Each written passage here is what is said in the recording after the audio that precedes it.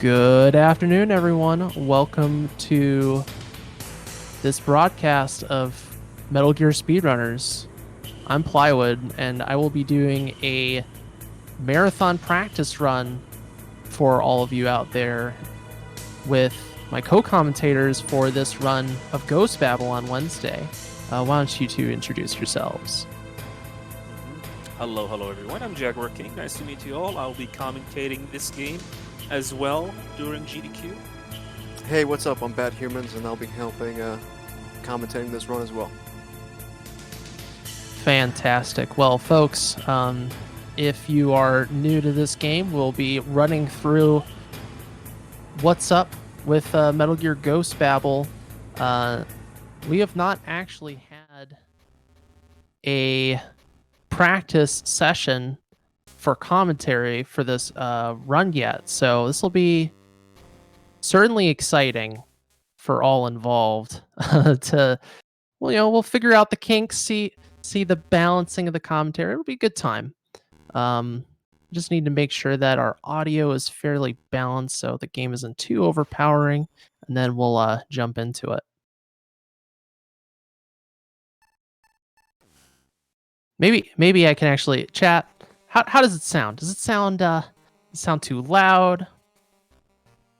My voice coming in nice and clear. Since I'm also no game audio. That's interesting. That's interesting. I can barely hear it. It's actually kind of low. Okay. Boom. How about that? It might have just been very, very low. Yeah. Okay. Yeah. I always want to always verge for low rather than high, so I don't blast out anyone's eardrums. Yep. Things looking good right now. Fantastic. Okay. This is why we check this out ahead of time. Thank you for bearing with that, folks. All right, so let me do a nice hard reset before we get going here. And we'll launch into it. So, hi everyone, my name is Plywood, and I will be running Metal Gear Ghost Babel on very hard today. I am joined here with two co-commentators, Jaguar King. Hello everyone, I'm Jaguar King. Nice to meet you all. And Badhumans. I am not Jaguar King. What's up?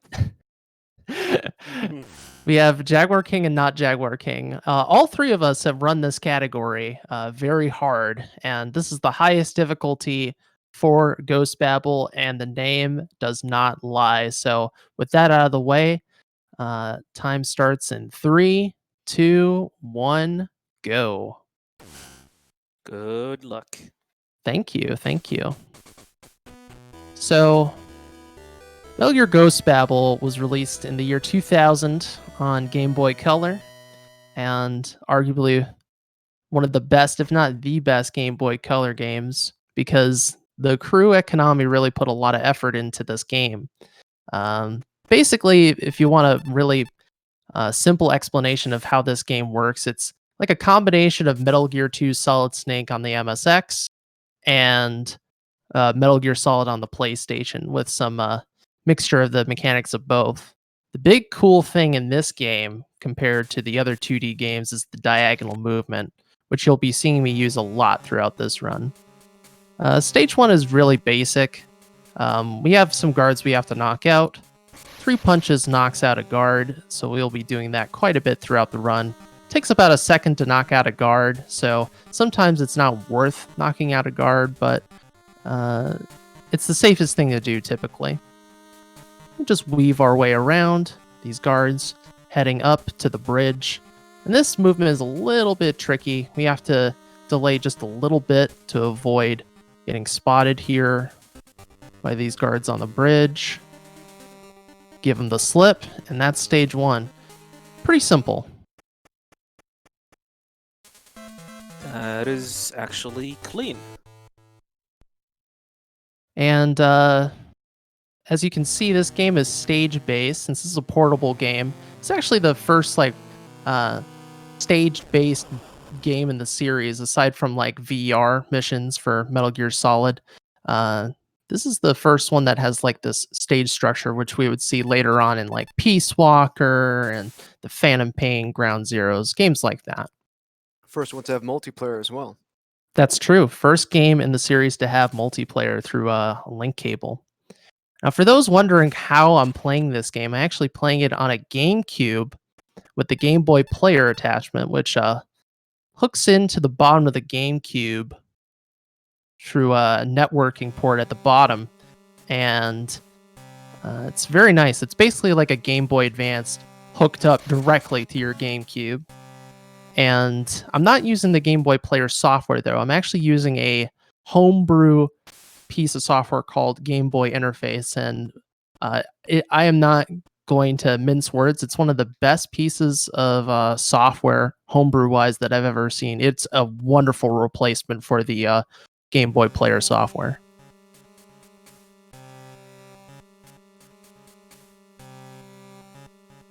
So we're Also, actually we'd like entering to the Fortress mention- of Gallowade here, and we're returning to where actually the remains of the original Metal Gear base was for Outer Heaven. Basically, the story of this game is, imagine Metal Gear 2 Solid Snake never happened. It's like an alternate sequel to the original Metal Gear game. That's right, 7 years after the Outer Heaven incident.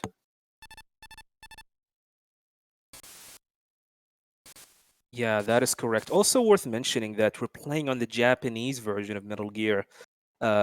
Technically, there's no difference. We use IGT timer here, and the IGT time pauses during codec call, menuing, stages, transition, stuff like that. However, RTA, definitely the Japanese version, is by far the best compared to the English version. This game was released on all territories, by the way. Also, Yeah, the thing that gets confusing is that it was not called Ghost Babel in the West. It was called Metal Gear Solid, which just lends itself to confusion. yeah, it only was called Ghost Babel in Japan, and in other territories it was called Metal Gear Solid, which made a lot of people confused about it, thinking it's actually a port, of the PlayStation Classic game, which is actually not. So right there, I want to mention that I messed up my movement there. You can give that guard the slip, but it's a bit tight. Since I got caught up on a corner, I instead opted to punch him around the corner. Corner punching, as we call it, is a really key component of the route and running this game. It'll become really obvious later on, but when you punch around corners, your range on your attack gets really extended, and it's pretty useful because we can do things that you shouldn't really be able to do if you look at it visually. The only thing is the guards can do it to us too, so it's a double-edged sword. Now, speaking about getting caught, you can get caught on these doors because they take a second to open up, so it's good to stop for a sec or punch buffer or maybe run in a diagonal till the door opens up. Yep, you'll see me wait a moment, specifically at card doors, the doors that require the ID card to open, because if you keep on holding the direction, you'll go against the door, like as if you're trying to lean against the wall. So you'll always see me delay, and that's actually really key for certain screens where, your movement becomes really tight. There's a lot of screens in this game where we have to be moving at the right place at the right time, and any less than that, you're going to get caught and potentially die. So it can be a pretty punishing game if you don't know what you're doing. Yeah, that is correct. Movements in this game is quite key, and as well, it's actually really, really tight. There are certain lines that need to be taken, otherwise you're going to risk getting spotted quite easily, just like what happened right now. Yeah, a little bit too much to the left. Oh, don't hit me. Okay, we're fine. Maybe. Probably. We'll see. Yeah. I went a little bit too much to the left for the camera there. That's why that happened, but... Also worth mentioning, we're playing on very hard. This is actually the hardest difficulty. Enemies can kill you in 3 single hits, especially early on. We're coming up with our first skip, the water skip, which you can actually skip it twice if you time it correctly. All three of us have different techniques of how to do it. Jack, you want to explain how you go about doing it? So yeah, basically the waves here is pretty much timed, and you need, in order to do the first wave skip, we need to position and move in a certain within like 10 frames between the transition screen. This will allow us to skip the second wave. The second wave is the most important one here. You can see Plywood is actually pretty much using punch buffers to time his movement. I do not usually punch buffer, as I pretty much time it in my head for it to work. This is the third wave is actually quite easy. The fourth one, all you need to do is just keep on moving, do not waste time. Remember, there's like 10 frame window, which will allow you to pretty much skip the wave. And that's it. Once you skip the second and the fourth one, you're pretty much good to go.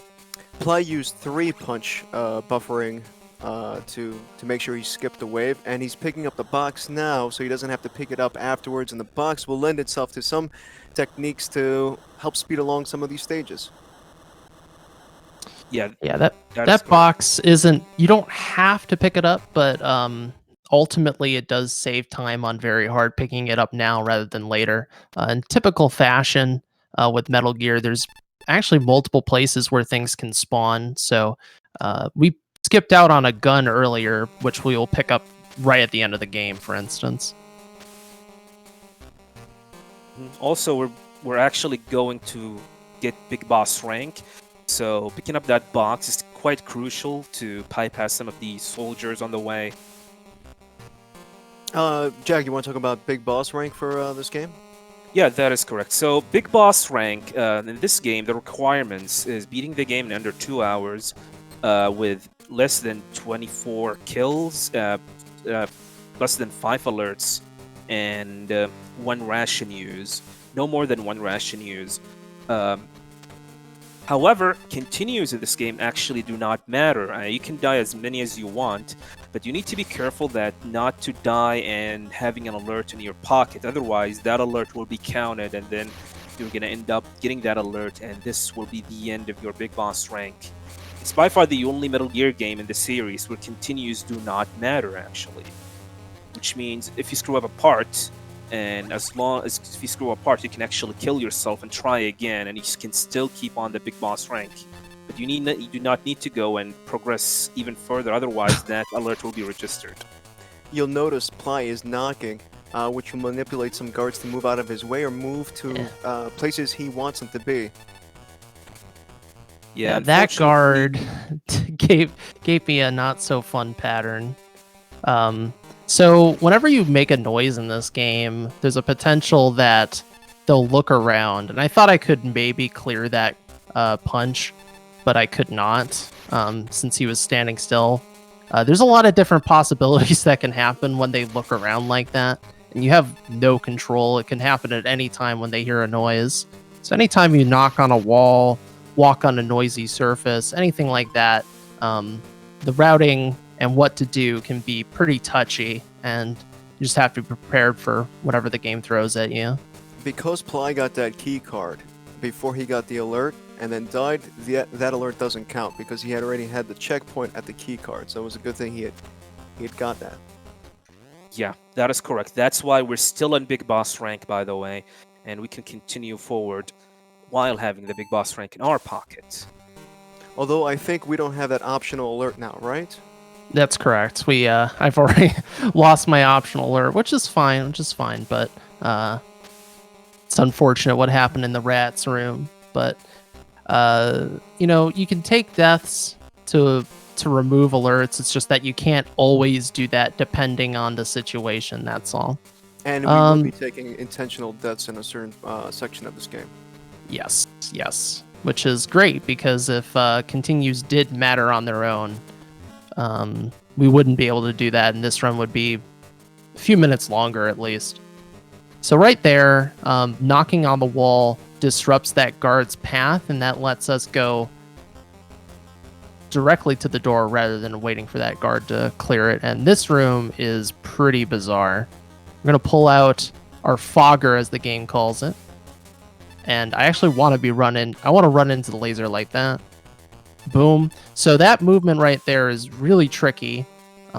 Seems simple on the surface, but the weird thing about how this game tracks alerts, or rather being founds, is if you run into a laser, that's considered being found. But if a guard comes into the room after you run into that laser, that counts as an additional found, which is not good. So right there, what I did, I went diagonal at just the right time, and the guard turned into the direction I was moving and didn't actually spot me. Ghost Babel AI is a bit... they could be either really smart or really silly and foolish, because they will always attack in whatever direction you're holding with your movement. So if I'm holding down right along a wall, they'll shoot the wall down right rather than shooting along the wall, which I'm moving along. So we like to exploit that during this run. If you're enjoying the graphics, they were done by the texture artist and pixel artist of the old Koji Pro, Ikuya Nakamura. He wore many hats. He directed the Boktai series, for example. Yeah, that and is correct. Boktai, wasn't that originally going to be... originally they were going to do a sequel to this game on Game Boy Advance, but then I think that became Boktai. I never know about that. So actually, this game is actually one of the most beautiful games on the Game Boy Color. The fact that a game like this exists on a Game Boy Color is magic in itself. The European and Japanese cart actually have some extra content that the North American release didn't have, which is the Spy Idea 2.5 codec drama. That was written by Shuyo Murata, who also directed Zone of Enders 2. That's a good game. If you haven't played Zoe 2, that's a fun mech game. Certainly. Once again, I am not going to do this room as intended, where you're running around the laser pattern. It's just a lot faster to eat that alert and move on, because lasers in this game are random. I don't have control of like the patterns themselves, like the timing. The frame you enter a room, then you will get a certain pattern, and it might be faster, it might be slower. There's a certain path you want to take, but you don't have a whole lot of control over that. These Plus- camps... Go ahead, Jack. We have a lot of alerts to burn, actually, so it doesn't matter. Those cams that you just saw won't give alerts, but they will kill you. Those are gun cams. They'll appear later on, but if you get caught by them, all you have to worry about is your HP. Mm-hmm. Yeah, and HP is a real concern in this stage, since we will be fighting our first boss later on, and I want every tick of health I can have, because 3 hits and I'm dead, and the first boss of this game is not kind. It can be very, very mean, so we have to give ourselves every chance we can. That is correct. Stage 3 and 4 is by far the hardest, especially early on, since we do not have a lot of health to have on our pocket, especially like outside of Stage 4. And Stage 4, the outside area, where we're gonna meet some of the scariest enemies in the game, dogs. Yeah, dogs in this game are extremely vicious, and we need to be careful around them. So this is a cute strategy that we'll be doing. Same sort of idea that we used last stage of altering guards' paths by knocking on the wall. Once he turns, I knock. Now I just wait for this camera to be in a safe position that I can go. Knock this guard out, and so sometimes if that guard looks around, then I won't be able to just run past him because he'll be delayed, but if he doesn't look around and we don't get the bad luck, I could actually slip by him. There's all these little things that can or can't happen depending on your luck. The lasers in this room are pretty much fixed. As long as you keep on moving throughout the stage, you should be fine. It's always going to be the same pattern. Yeah, luckily we don't have to worry about those lasers being shutting off and shutting on like the other ones. So Chris, our contact, she is going to the north to the power plant, which we will be at later, unfortunately. But we are going to go to the east and head to the barracks to save a young boy genius. Jimmy the Wizard. Jimmy the Wizard, that's right. Or, Jag, how do you like to call him? Tomato Man. The legend of the Tomato Man. All right, this is the switch puzzle that if you ever play this game casually, probably frustrated you for a few minutes, but in actuality, there's only 4 patterns for this puzzle to solve efficiently, and depending on which switch that guard presses, that'll determine the pattern. So I'm going to go to the 4th switch, the 2nd switch, 1st switch, and then back to the 4th switch. I remember playing this game casually, and this puzzle just wrecked me because I did not know how it works. At the end of the time, I actually cheated. We're skipping the 3rd button because it resets the puzzle. We don't want that. As long as you know the pattern, you should be fine. I mean, speedrunning wise, we're not gonna end up losing time here. So this pigeon, we need to be careful around them because if we get closer, they're gonna cause an alert. Also, we have these dogs. These dogs are by far the worst in the game. They have a huge hitbox. They can damage you from far away, and remember, like, with this amount of health, we're gonna die in like 3 hits. So we should be careful, and we need to take our movements, we need to do our movements precisely, otherwise we're gonna end up like getting hit by them. Right, they don't work like regular guards. They can smell you, they can sense you, so you have to be a certain distance away from them. The good thing is that they will not cause an alert, which means we can continue forward without having to worry about alerts. Here, Plywood is using Punch Buffer to move in. We're picking up some items as well, grenades and weapons in preparation for the boss fight. So the idea on this area is that there are like 2 switches. This switch will open the other side of the door, so we're gonna have to turn to the right to the other side and then going in and continue forward. Plywood is taking this precise line, which allow him to bypass these dogs. Remember, these dogs can easily sniff you out, and then they're gonna follow you.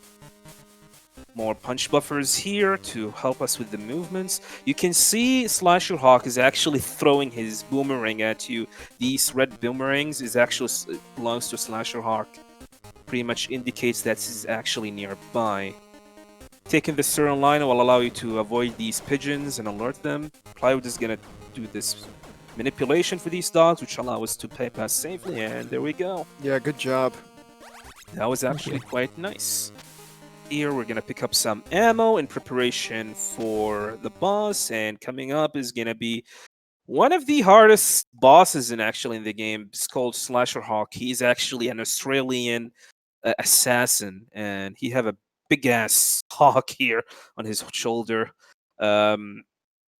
He's actually one of the hardest bosses in the game. Remember, we can only survive. We can die in like 3 hits. And he's gonna throw his boomerang at us. So he have 2 boomerangs, the red one and the green one. The green one is pretty much moving in a zigzag motion. The red one will target you immediately. So we need to pretty much pay attention at which color the boomerang actually is. Plywood is throwing grenades at him. Sometimes he throws both of them at you too. Alright, it didn't happen. So Slasher Hawk has this weird attack, and thankfully it didn't happen. So phase 2, he's gonna throw his hawk at you. The hawk movement is quite random. Hopefully we're not gonna get hit by it, and we're gonna keep on chucking grenades at him as he's moving from side to side. Remember, the hawk is quite random and he does deal a huge amount of damage, and that was actually quite beautiful. Slasher Hawk, I'm gonna clap for that actually. Yeah, that was I forgot to say beforehand. I got a little bit worried because of his special attack, but we didn't. Yeah. We didn't experience it. Slasher Hawk has a special attack that it happens actually to me and Plywood and other people as well, where he literally crashed the game. I mean, I'm not joking. He crashes the game, and if you do not believe us, just watch our VODs when that happens. It's quite hilarious. Thankfully, it didn't happen. We usually save during marathon run before the fight, just to ensure if something like that happened, we just can load the save file and continue. But thankfully, that didn't happen, and we can continue throughout the run. I'm gonna need to put a post-it note on my monitor for Wednesday. Like, don't forget to save before Slasher Hawk. But yeah, that fight is really intense. Thankfully, I was dodging the attacks pretty well. The whole end of stage 4 is quite intense. It requires a lot of practice to get all that movement down. All right, we're now in stage 5, and we're going to be here for a while because we need to rescue the Tomato Man. And to do that, we are going to have to do a lot of trips on some conveyor belts. If you like cardboard boxes, especially boxes that are colored blue and red and yellow, this is a great game for you. Unless you don't know how to move around these conveyor belts, then you're going to be confused and frustrated. But we know where we're going. It's a good thing you picked up the box earlier, because otherwise you'd have to go left of the first elevator you see to go pick it up. And that just takes you out of the way. That's right. That's right. So I'm just holding the direction of the conveyor belt so I can move along. It saves a little bit of time rather than just riding the conveyor belt. But other than that, this is just an auto scroller. We're going to be riding elevators quite a bit during this stage. So after this next piece of movement, we'll explain how the elevator tech, how we want to approach elevators and all that stuff. But first, pick up the red box. We have the blue box to pick up later as well, but we need the red box first. And here we go, a tough screen. Yes, stage 5 is actually one of the longest stages in the game due to this conveyor belt puzzle here. We're going to have to pick up multiple boxes and do multiple trips between each floor here. As you guys can see, movements is key here, otherwise you're going to get spotted. There was this floor which actually produces noise, which will pretty much alerts and pay the attention of the other guards as well, so we need to be mindful of that. And after we picking up the red box, we're gonna go back to the conveyor belt and access another area of the conveyor belt area as well, and picking up key card number 3, which is actually on the stage. You'll notice that Ply hit the left door. You can summon the elevator from the panel all the way to the left door. It's got a pretty big hitbox for you to access it and bring it down. Yep. So whenever I'm approaching from the right side, I will hit the door instead. It's basically like a courtesy because it's a Game Boy Color game. You're trying to play on this tiny screen. It can be kind of hard to know, see exactly where the button is, so they give you some room to work with there, which is nice, and very nice for the speed run, since sometimes we're approaching from the right side and we can save a little bit of time that way. And now we're heading to get key card number 3 into the gas room. Yeah, at stage 3 there is a gas mask you can pick up, but we do not need to do so. Ply's going to do 2 punch buffers to make sure he's safe, and he's going to evade all these cams and all these guards. Punch buffering in this game is actually quite crucial to do some certain strats and movements as well. Yeah, I mean, you don't have to do punch buffers literally, but it's a good way to measure time and know that you're on track for whatever you need to do. Because spinning in a circle or just waiting, you could do that, but it's vague. You don't have a concrete, okay, I do 3 punches, then I go, or something like that. Also, you notice that Plywood, every time he pushes the button on the elevator, he opened the menus. This will actually help saving time IGT-wise. as you will end up like saving time every time you use the elevator. You will end up saving a little bit of time since IGT actually pauses when you open menus. Right, and the elevator doors open and close regardless if you're in the pause menu or not. Yes, you- that is correct. If you call a kernel while you're on the conveyor belt, you'll hear something familiar if you've ever played MGS2 and know of the crazy kernel codec calls, because there's one of them right there on the conveyor belt. Actually did not know that. I'm too far back. I'm just going to take this alert. That's fine. We're not on big boss pace anymore, but that's okay. We want to keep on moving along. The only issue there is I was not quite enough along the wall there to avoid getting spotted, so we're just going to wait out this alert instead. Yeah, that was one of the precise rooms in the game, actually. You can easily get spotted by that guard. We're going to wait here for the evasion and caution to go away before we can continue. Use the bad humans strat here. Which is coming at just the right time on evasion, and there's no guard here, so it's a little concession for us, I guess. I did not know about that. Wow, You want to amazing. wait when it's a little less than 175 on the clock while it's in evasion mode, and the guard hasn't yet come into the room. So you basically have a free room to yourself. You don't have to wait for that guard. I think there I went at, like...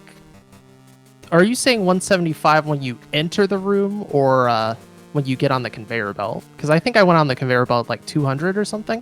Right, but there was that extra screen. Like you got Mhm. on, you picked up the blue card, and then you got on that extra screen where you have another conveyor belt to go on. You were at 113 when you got off of that. Gotcha. Yeah, we don't want to do that strat, but hey, I was like, cool, I could do this now.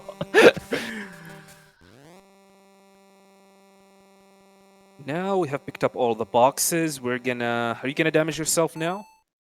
Nah, I'm gonna save my grenades. Alright. So, speedrunning wise, we damage ourselves here in order to get ourselves killed fast. To kill ourselves faster. Because we're about to do a death abuse in a little bit from now. That's right, and right there I use the blue box to take a shortcut to this conveyor belt. We're just going to alternate between blue and yellow, back and forth. The patterns, honestly, for maneuvering around the conveyor belts aren't really that confusing. It's just that there's so many different ways you can go, and that's why it can be a bit strange. It can knowing- be overwhelming too. In your first playthrough, a casual playthrough, this can feel very overwhelming. But if you know where you're going, it's not bad at all. All right, it's time for our death abuse. I'll let the commentators explain what the heck I'm doing here after I blow myself up.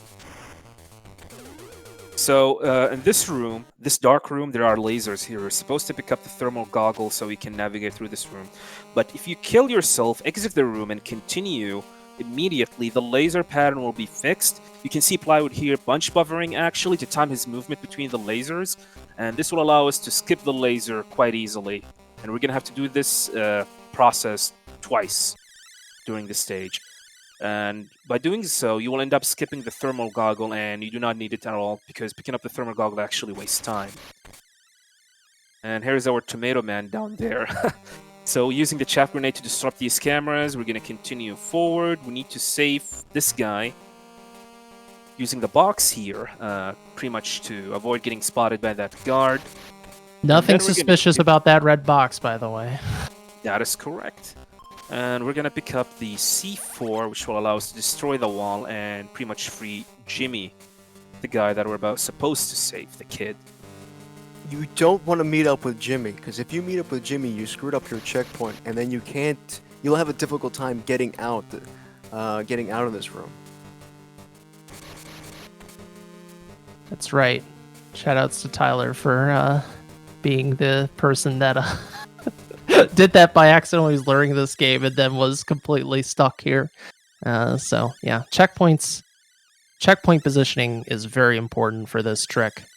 So once again, gonna get blown up. Yeah, we're gonna do the same thing. However, instead of exiting the room, we're gonna have to continue from here.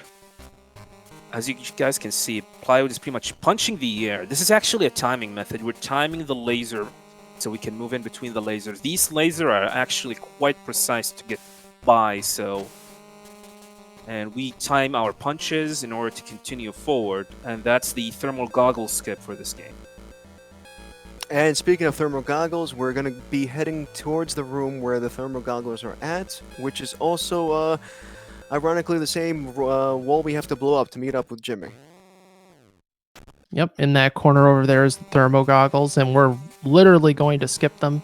That's because Jimmy has his own pair of thermal goggles that he's going to give us after he's surprised about, some random dude blowing up a wall.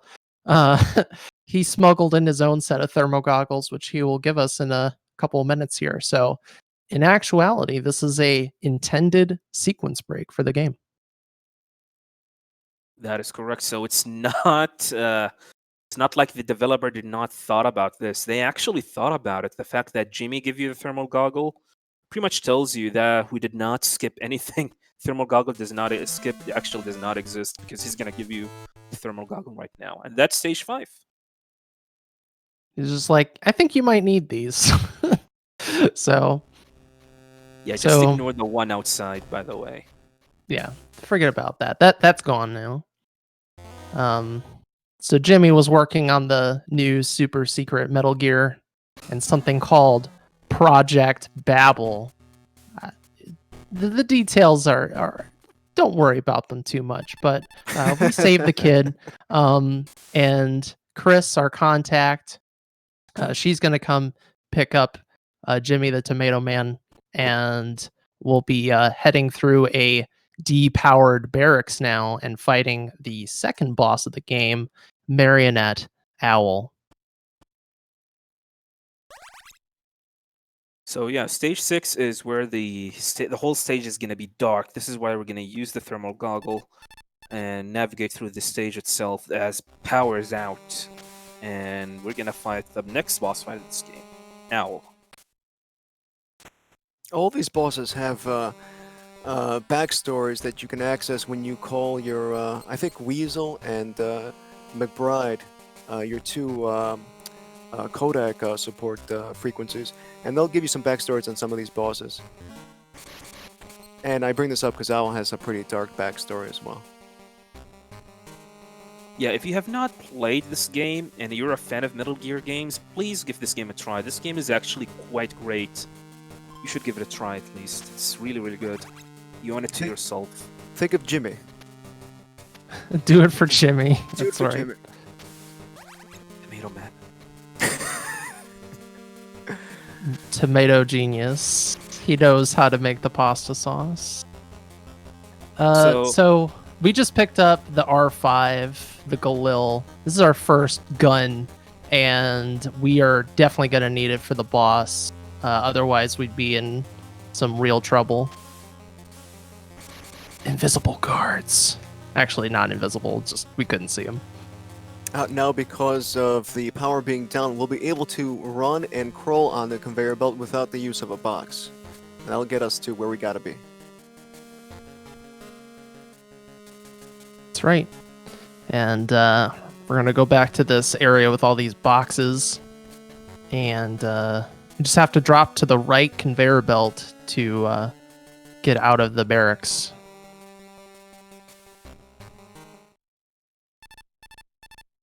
Excuse me. So, coming up with Marionette Owl, we have an extra little bit of health, but we still have to be careful because on very hard, this boss has a new feature that is not so fun. And basically, the way the fight works is Marionette Owl will hide among his puppets, and if you shoot the wrong puppet, you don't shoot Marionette Owl, that puppet will blow up into bullets, and Marionette Owl will be healed for a shot of damage, which is not fun. That healing aspect on very hard makes this fight a little bit tougher and more punishing if you shoot the wrong doll. And we have to be very precise with our movement, aiming, and our attention to fight this boss. We'll You be need to also pay skipping. attention. We'll be also skipping the night vision goggles. Because the thermals will suit us better here, and also because Marionette Owl throws stun grenades at us, and those are no good with the night vision goggles. So this is Owl, and she wants to kill Snake and make him a doll for some reason, and that's her doll on the right and the left side. The important part about this fight, you need to pay attention where Owl is going to be. She's going to camouflage herself between her dolls as well. So this is the 3 initial shots that you want to do, and then you need to keep on L and shoot her with the R5. And that was actually a great fight. That was actually really clean. Good stuff. Yeah, this fight could go out of hand if you do not know, if you lose the position of Owl itself, because you're gonna have to guess where I think it was he or she. It's he. Yeah. Because you're gonna guess where he is actually in order to shoot, and if you guess wrong, you and ended up shooting one of the dolls, Owl is gonna regenerate, health, a little bit of health, and that's actually quite bad, to be honest. Yeah, it'll just prolong the fight, and you don't want the fight to last for very long. Yeah, the longer the fight become, the harder it's become actually as well. Alright, we're gonna be quiet here so Supply can handle this door puzzle because it's pretty tough. Okay.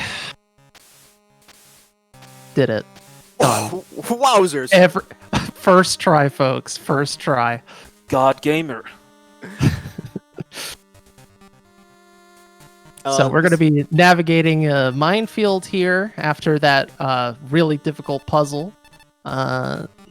Taking a set path, picking up some mines that are on the ground, and we're going to head up and go fight Metal Gear. That's the plan, at least. But, as they say about plans, sometimes you have to go for plan B. By the way, that door puzzle was actually nothing but a troll. If you try to solve it, more guards are going to show up. So, and the guard just walks through the doors. It's like, you don't need to solve anything. We're just fooling you. So that's Metal Gear, by the way. Metal Gear Gander. It's not referred to as Gander in the game itself, but in the promotional materials, it's called Gander, Gander, and it just fired a warning shot of a nuke to I think it's a Nevada test site, basically saying we mean business. Metal Gear Gander is also an unused concept design for Metal Gear Rex for MGS1 by Yoshi Shinkawa. Yes, and Shinkawa also did the cover art for this game. If you have the North American release, Snake will not be holding a gun on that cover. So yeah, just look out for no gun, the no gun cover. Oh, it happened. All right, so God, this retreat can go tails up.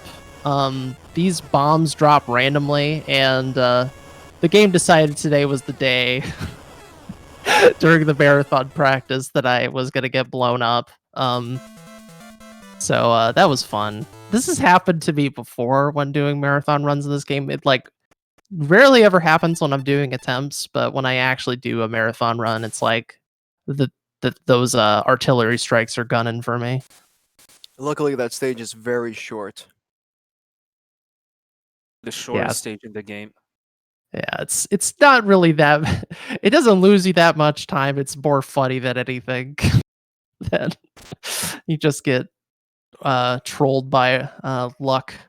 Speaking of trolled by luck, the power plant is coming up, and this is stage 8 and 9, where we'll be at the power plant, is arguably one of the most difficult and biggest time wasting stages in the whole run, depending on what we get luck wise.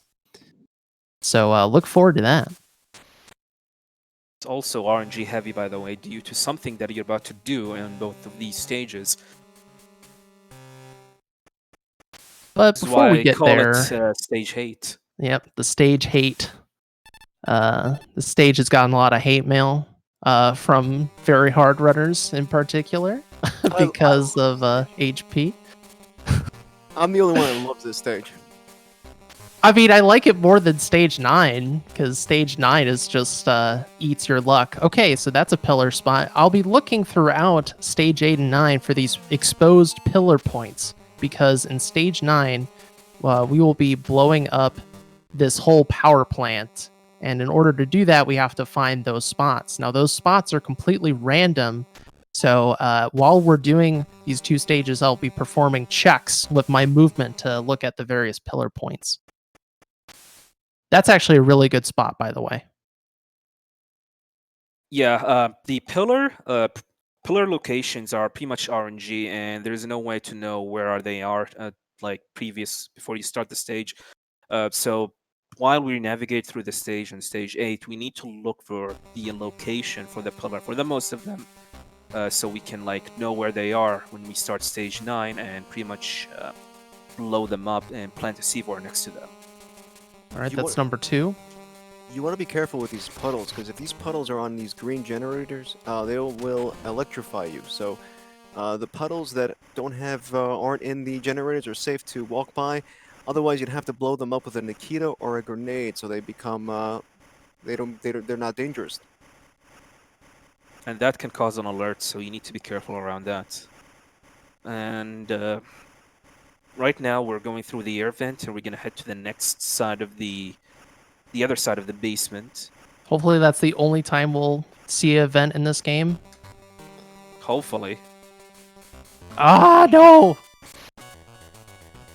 Yeah, that's what RNG, the alerts, sorry, the guard's RNG is actually. Sometimes that guard can spot you, sometimes he doesn't.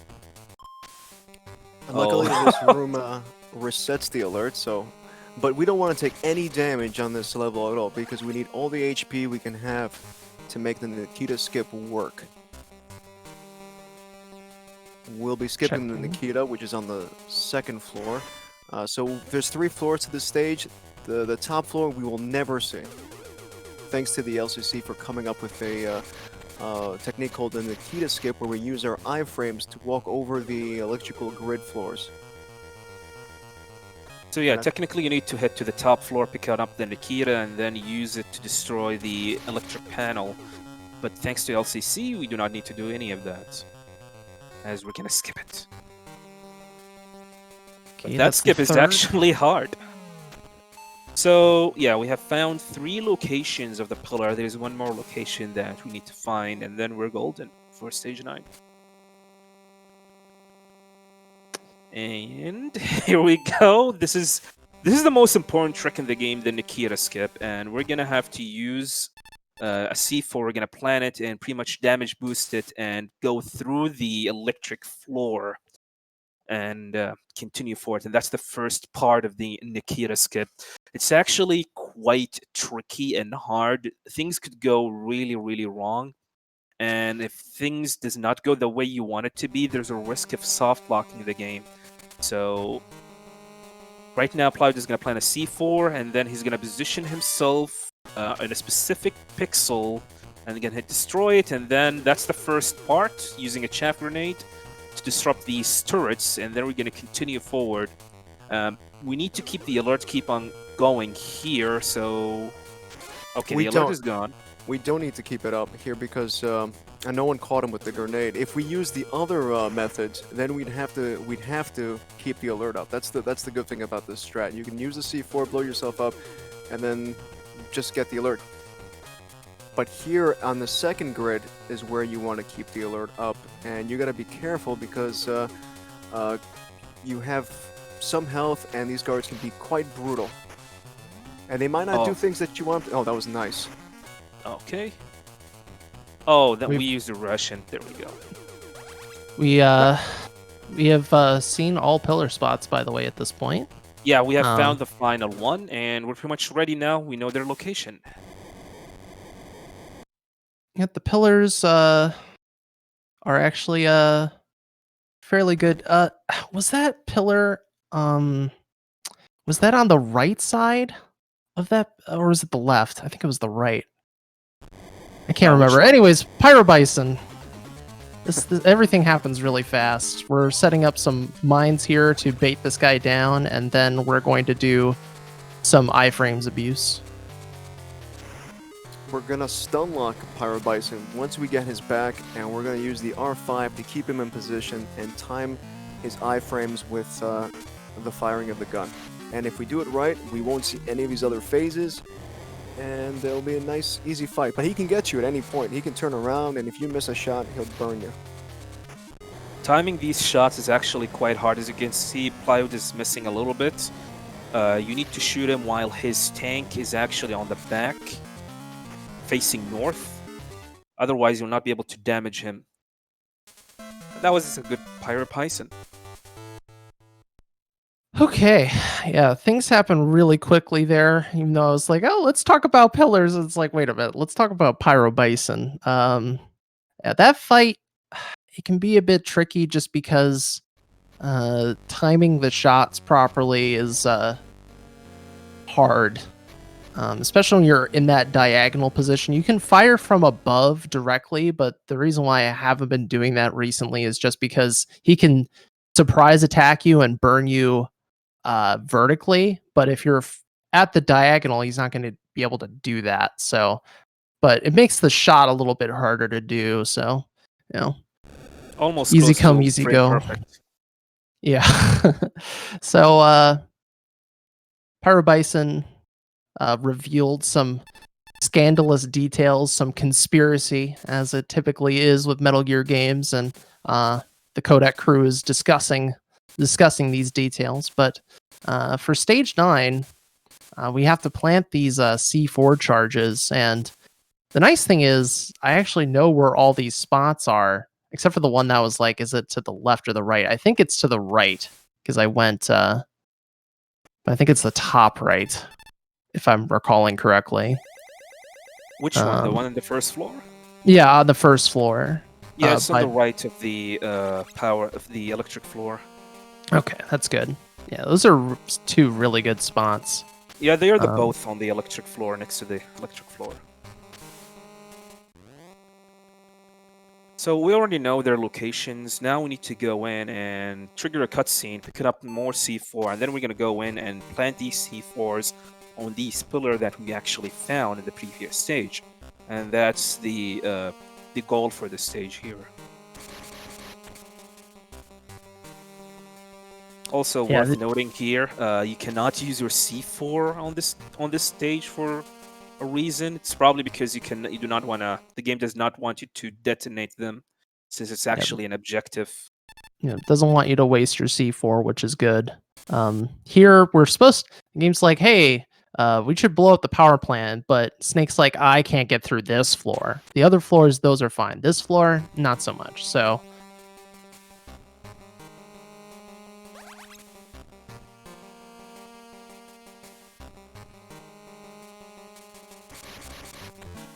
Knock that guard out and move around. Easy peasy. Usually, I won't know where all the spots are, but this was one of those rare occasions with Stage 9 that I already know all the spots. And I really do mean rare. Usually there's, one or two, maybe even three or four if things are going kind of bad, that you don't know where they are. And that's where the routing in Stage 9 gets pretty confusing and tricky, because there's all these different possible combinations of pillars, and that'll change how you approach rooms, especially if you're trying to be stealthy.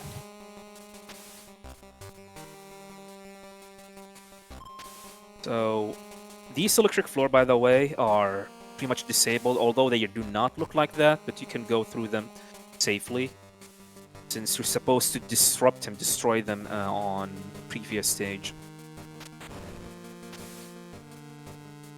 Punch buffer here to avoid that guard. And we're using a chaff here to disrupt the camera and the turret. That way I can easily just plant it like this. Skip through. That chaff is not required to use, but since we got that pattern of pillars, it's best to use it there. This is where the routing in the game gets a little bit weird, because it's like, well, if those pillars are there, then I'd use the chaff. But if they're not there, then I won't use the chaff. All right, so we got... So there's 2 in the basement here. There's one here. Oh, I missed. Is it the one in the corner? No. Where is that last one? Oh, wait. Is it the... Right. It's at the top. Ugh. Nope. Punch the man! I just want to punch the man. It's okay, though. It's okay. We lost Big Boss a long time ago, folks. Oh, right. It's on the opposite side. Yeah, I need to actually write it down, or I have to. It's next to the elevator. Next to the elevator. Oh man. Okay. It's all good now, though. It's all good. Even though I went a little bit adrift, we're still on track. Because even though I went out of my way, oddly enough, this was actually a pretty good pattern when it comes to the pillars. It's not the best, but rarely ever do you ever get the best. This was decent compared to some other patterns you might get. Yeah, knowing the location of the pillars at stage 8 pretty much helps a lot on saving significant amount of time on the stage. Yep, and we're doing the thing you should never do when a building is collapsing, riding the elevator. That is correct. Now the whole building is about to collapse. Here's a small skip here by going through that fire and pretty much damage through it. Otherwise, you're going to have to take the other long way. You need to be careful of these boulders falling down, as they damage you as well and waste time. And that was actually quite a good stage. Could have been better, but... Yeah, could have been a little bit better. Maybe I'll scribble it down a little bit so I don't get a little too carried away. But that actually tied my PB stage 8. And given that I went really far around, actually that would have been an improvement. So that's nice. That's a good time. Yeah, compared to sometimes you can get that stage can go anywhere from like 2:15 to 5 minutes, depending on what you get.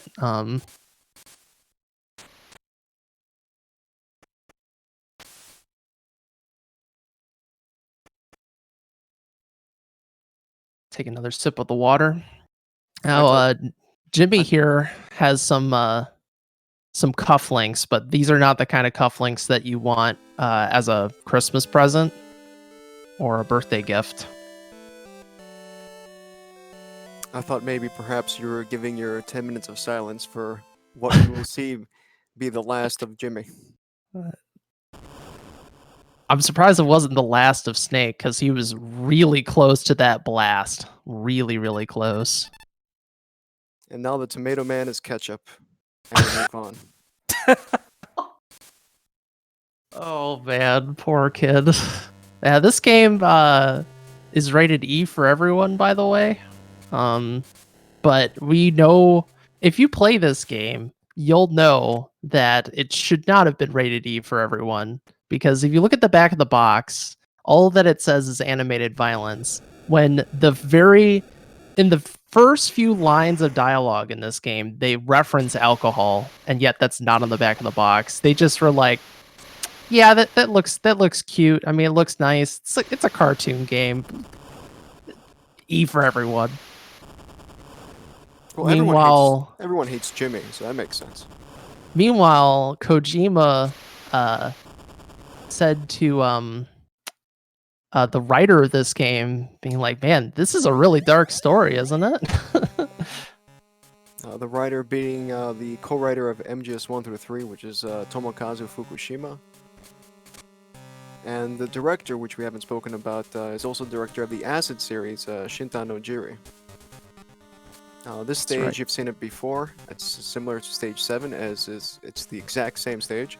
But we will be going up to meet a boss in a helicopter boss fight, piloted by the general, who we've seen in these VHS tapes, second in command Sophia Detram. Yeah, it's a helicopter, but it's not a High-ND. It's called Havoc, the Mi-82 Havoc. And he could wreak havoc to this run, actually, because the helicopter, the Havoc, is actually one of the hardest fights in the game as well, as you need to be paying attention on its behavior as you fight it. Since we do not have the Nikita, we're going to have to use grenades in order to destroy, to damage this fight. So there are several patterns. First of all, he's gonna shoot rockets at you, and he's gonna also shoot. Oh, that's unfortunate. Yeah, the damage is quite big for the rockets, and yeah, this is quite intense. So he's flying to the right side. We're gonna go in and keep on throwing grenades at it. Also taking cover behind the rock as he shoots his submachine gun or the bullets. One more grenade left. Nice. That is quite nice. Yeah, go ahead, Jack. Yeah, that was actually quite scary, to be honest, because this fight is actually scary, and if you're too late when he's on the either right side or the left side, he's going to go into the bombardment part where he's going to start throwing missiles at you, and you cannot damage him during that phase, which wastes some time. Exactly. Yeah, I got blasted, unluckily I might add, because the missiles, you don't really know where they're gonna land, and that one landed came out perfectly right in my face, so I took a ton of damage right at the start of the fight.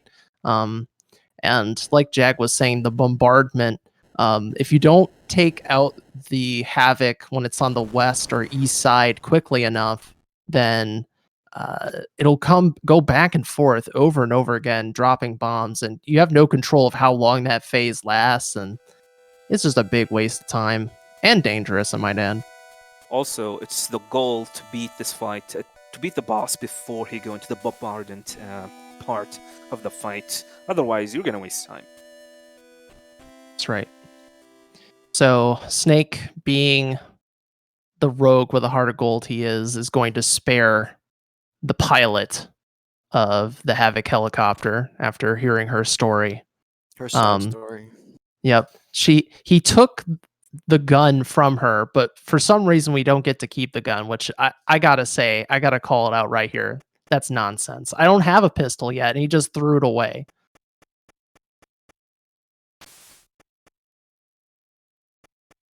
So stage 10 is done. Now we're moving on to stage 11. We got our final HP upgrade, and this is the final base where the rest of the game takes place.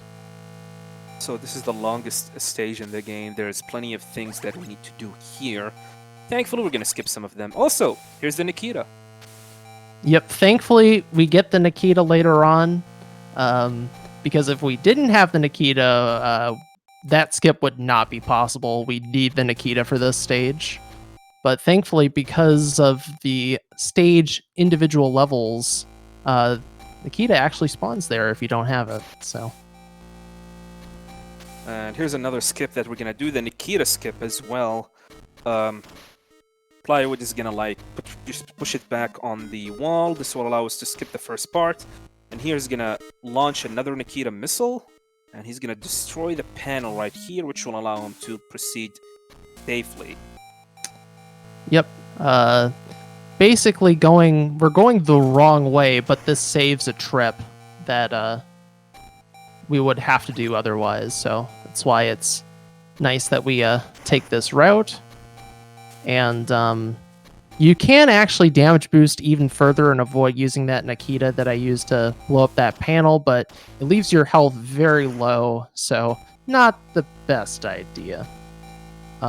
Also coming up, the best corner punch in the entire game. Here we go. Definitely hit that guy. Make is secretly Dawson. Who needs It's a gun? When You're right. That's why he threw away the gun, is because his He pro- his fists are basically bullets. he probably corner punched the gun away. He corner punched the gun off the cliff. Or maybe that gun has an ID tag and he hasn't Sure. brought it to Drebin. yet. Yeah. So, since we are at the end of the game, it's really important, crucial to have every bit of ammo on our pockets, as we're gonna need it for the Metal Gear Gander fight later on, so we need to be conservative with that. You want at least 6 C4s, because that's how many it takes to bring down the first phase of Gander. I mean, you can use Claymores, but they're really difficult to use. The only person I've ever seen use the C4s easily on the Gander fight is 3Dog from Outer Heaven. Is the only person, but other people, the C4 really just comes out naturally, and it's just much easier to use. So we're gonna take a 50-floor elevator ride down. We're eventually gonna get to 100 floors, and people often are like, "Why is this elevator so long?" And that's because, in referencing the original game, this base literally is built on the remains of Outer Heaven. So, in that game, you take a 100-floor elevator ride to Metal Gear. Well, in this game, you do too.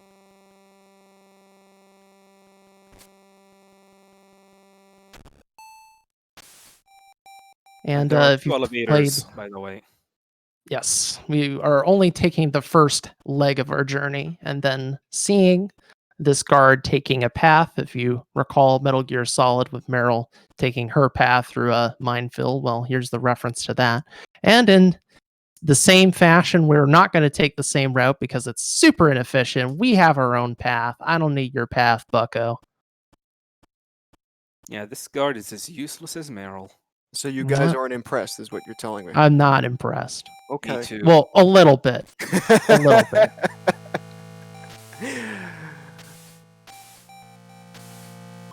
All right, this room is scary. This is one of the scariest rooms in the whole game. This laser room. Yeah, If you there are get- lasers and camera. If you get caught in this room, it's done. It's done. Gas gets released, doors get locked, you die. So you have to be very careful when you throw the chaff grenade, when you're passing through the cameras. Timing is important. You need to time it as you cross through that area. And we're entering some dark rooms here. There are lasers as well. And since we already lost Big Boss rank, we're gonna take the alert and continue. And we're gonna destroy these walls. There are walls here with the C4. And Cloud is gonna pick up more C4s on the way, which is right there. Soldier is gonna show up, and they might be a little bit tricky here. Okay, that's the first one. Okay, we're good. Now we're gonna continue forward. It's really important, especially when you do Big Boss rank, to keep this alert going. Otherwise, it's gonna count as another alert as well. Beautiful. Passing through these 4 guards is actually way trickier than you guys think. So here we wait for this pitfall to close, then we're gonna wait a little bit, and then we're gonna destroy the wall with the C4. We need to keep the alert going on, especially if we're gonna go for Big Boss rank. And we're gonna continue forward into the next room, where we're gonna have to use a Nikita to destroy a panel and pick up keycard number 6. There are going to be a bunch of soldiers coming up soon, and we're going to use a stun grenade to stun them as well. However, someone could, like, disappear. Okay, we got all of 3 of them, which is quite beautiful. That went really well. That is really well. Entering the room on the left side, this will get rid of the alert, and then now we can continue. Yep, now we have to take our return trip through this room.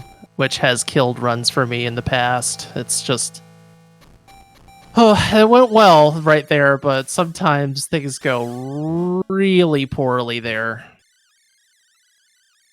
That is correct. The fact that you need to worry about both the laser and the camera could be a little bit intense. Here we wait for this guard for a little bit to turn around, and then we continue to the elevator. Nicely done. Yeah, that Yeah. movement I did right there to avoid the cameras. I only got the chance to move into that position because of the timing of the chaff. If you have enough time with the chaff, you can avoid waiting there. It saves like a second, but you have to know that you have enough room to do so. So that can be a bit tricky.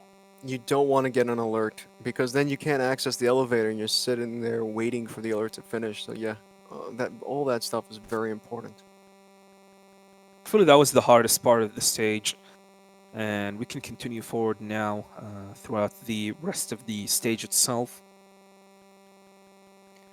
Now the elevator is going to take you to the 98th floor, right?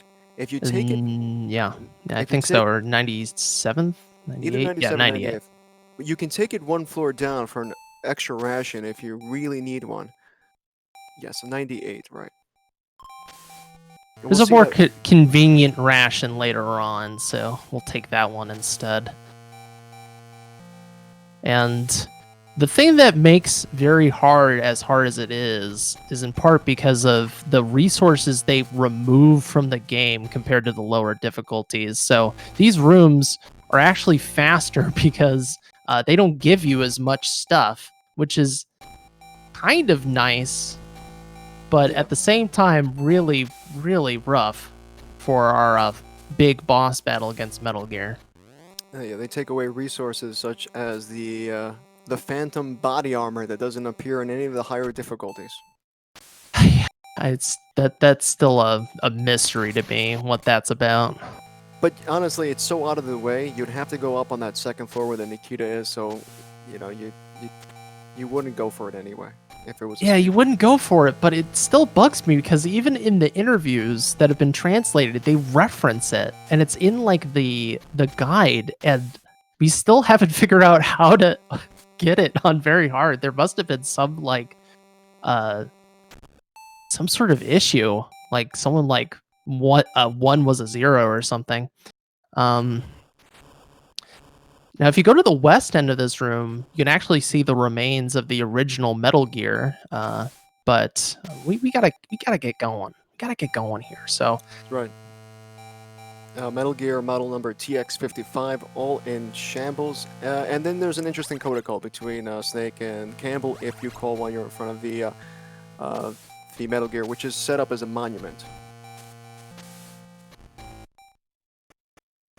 yeah, this game actually does some pretty interesting things when it comes to connecting its story to Metal Gear 1. It's story about survivor's guilt. There's some themes of racism and revenge, yep, and memory, of course. This is Blackguard's Viper. He lost his arm. He has a mechanical arm. For all you Phantom Pain fans out there, he's going to be running diagonally across this room, and I got to follow him. Simply put, you want to make sure the wires are a solid white. That means you can walk through them. If they're invisible, they'll just blow up as you pass them. If they're flashing, it's a gamble. It's like a yellow light in the mix of green and red. He'll also throw some bombs on the floor. You'll see some explosive if you stay far too long on one place. Yeah, this fight is more difficult if you're not used to it. Especially if you've never seen it before, it's kind of confusing to watch. But really, it really just comes down to follow him across the room, shoot diagonally, and you're good to go. Also, I just golded this stage. Nice. That fight is a little bit tricky. It's not a little bit. It's even way more trickier than you think, especially in your first time, because you have this mentality thinking, oh, there's this white line that I need to avoid, which is actually the opposite. You need to go through them, as there is this white lines actually showing up. Otherwise, when they disappear, they're gonna end up blowing in you, and you're gonna lose a huge amount of health because of that, half of your health. But And if you set up those wires and you get blown up by them, Viper will lock into place. So you could, if you have a lot of HP, maybe you could use it to stop him short on his tracks and maybe get that last shot to end the fight quicker. That's right. yeah, but it's in very hard. It's quite tricky to do so. HP is very important on that last stage. So this is stage 12. This is the showdown against Metal Gear Gander. And this fight is pretty brutal when you compare it to the speedruns of the other 2D Metal Gear games. But listen to this song, folks. Listen. Best song in the game. The composer for this game is Norihiko Hibino, who you might know as the composer of Snake Eater and many other songs throughout the Metal Gear catalog, like Yell Dead Cell and so forth. I think his the last thing he contributed was Little Brother off of Peace Walker. I think that's the name of the track. So coming up is the Metal Gear fight Gander. This fight, there are two phases for it. The first phase, he's gonna follow you, and you need to destroy its legs. This one could be a little bit tricky, but once you know what you're supposed to do in order to damage its leg, you should be fine. Plywood here is gonna use C4 in order to damage both of his legs. Gander will shoot bullets at you. Also, he's going to try to stomp you. And the shoot pattern is different, changes from time to time. You'll also get burned if you go too north of the screen. He'll use his flamethrower to push you off. Yeah, that is correct. So by timing these C4, sometimes Gander can like move his leg, and you will end up missing the explosion here, and it's probably gonna be it. And that's the first phase. This is actually the easy phase. The second phase is the hardest and the most like intense on the fight itself. So here you will see the game is pretty much showing you Gander's weak points by these red circles, the turrets, the shoulders, and the missile module on the back. And we need to target those in order to damage Gander. So first off, Plywood is going to go to the right side, and he's going to use the grenades and destroy these turrets. And as you can see, we barely doing any damage. Every time the shoulders open up, we're going to use a Nikita to shoot it and damage it. This will do a little bit more damage. And we're going to have to use 4 of these Nikita missiles on the shoulder in order to destroy it. That's right. 4 Nikitas or 4 grenades. Either one that destroys the shoulder cannons. And once the right side is pretty much destroyed, we're going to go to the left side and we're going to do the same thing. And while throwing grenades onto the turrets itself. And yeah, okay, that's good. And in a little bit from now, Gander is going to use the missile module. You're jinxing me! Why are you saying that? We didn't have it yet. Yes. You predicted it, that the game was going to troll me. It's going to happen. So now Not you're going to always. have to avoid them. You're going to have to avoid them. These missiles are dangerous, by the way. They do a huge amount of damage, so we need to avoid them. We're going to keep on going. The first time the missile shoots, we cannot do anything regarding that to avoid them.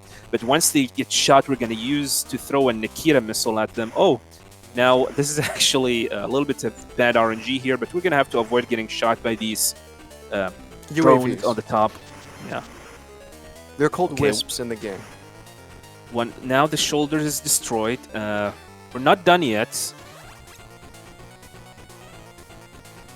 We're gonna have to pick up more ammo, grenade ammo. Gander is shooting its missile at us. And, oh, that was close. I should have went the other way.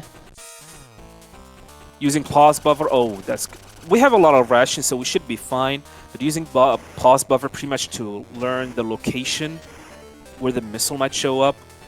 You can damage the missile module for more extra damage by using the Nikita. Please, just take me to the next phase. Oh, Yeah, man. This fight is really, really brutal. There we go. This is the final phase. Now, Gander is going to shoot flames at you through his dingus, and we're going to have to throw grenades at it. Right, only grenades work. And luckily, it's very generous how far you can throw the grenade and still make contact. You can stay between those two green boxes, so you can evade the fire, but also hit the flamethrower as well. Well, And buddy, that's Gander. that's Gander. So That yeah, was a bit of a sweaty fight for me, but the waste of that Nikita for the missile pack really extended the fight longer than I wish. And I think what I'm gonna do for Wednesday is I'm going to save a Nikita earlier on. I'm gonna throw the grenade for that one panel in stage 11. That way I can save a Nikita rather than wasting it. So. Lesson learned, but Metal Gear is down, and the general has his parting words about conspiracy stuff. It's a complicated story. We haven't spoken much about the general. He's basically the big boss analog of this game. We've just taken him down, and we're setting up for the next and last boss fight, which is between Snake and Viper. He returns once again.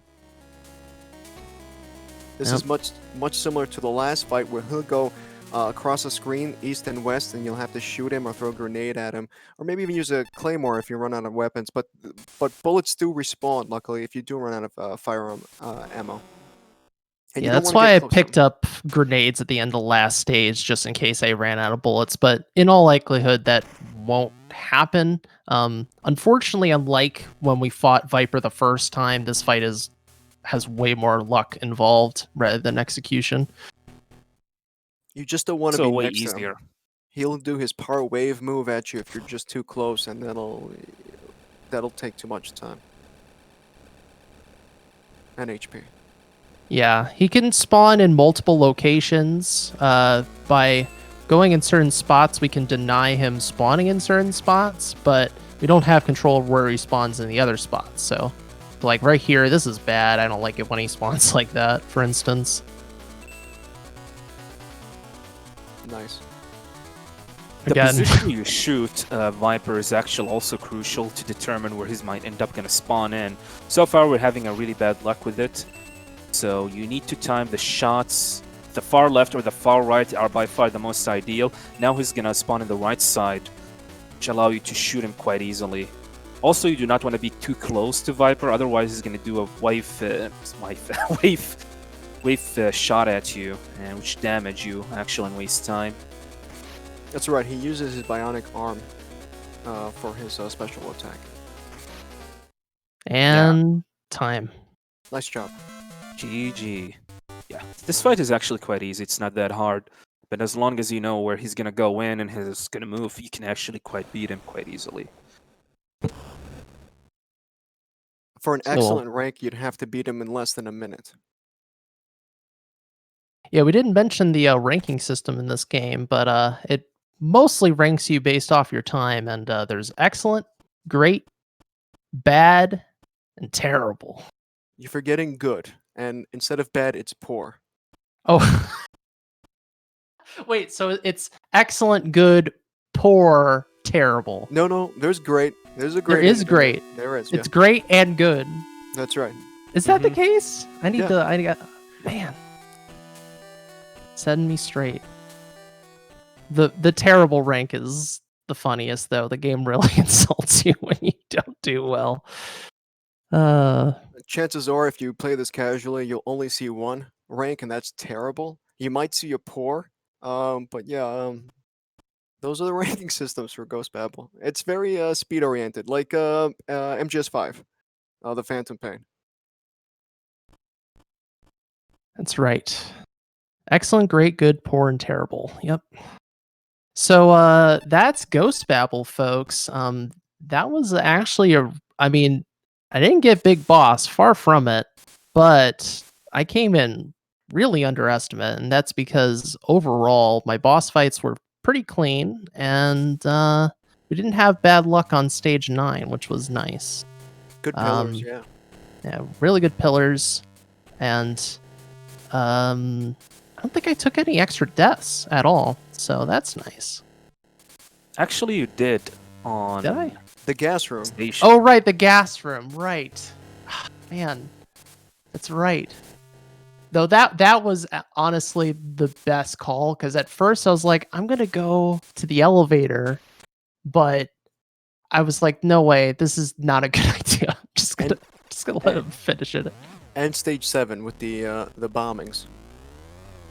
Okay, you're right. You know, I've tried to create this narrative in my mind that everything went really well. It didn't, but for some reason, we got under 120, which is, I think this is the fastest practice run I've done so far. So that's really nice. Yeah, despite everything, you had some great times. You actually had a gold in there too. That's right. That's right. I golded stage 11. Also, that Marionette Owl fight was actually really nice, and the Slasher Hawk fight. So, the stuff that needed to go really well did. Yeah, that's the backdrop analysis. But I want to thank Jaguar King and Badhumans for helping out with this commentary, and for all of you folks for watching as we do this dry run. Since we're at the end of the run, I want to get your guys' feedback, both the audience and Jag and Badhumans, what you felt went well during this commentary, what you'd like to improve, if there's anything on that front. I thought it went pretty dang well myself. I thought the ketchup joke went really well, and I will be using it at on Wednesday. I really want to use the sex doll thing. No sex doll joke on Okay. on a Marionette Owl, but the ketchup one was pretty funny. I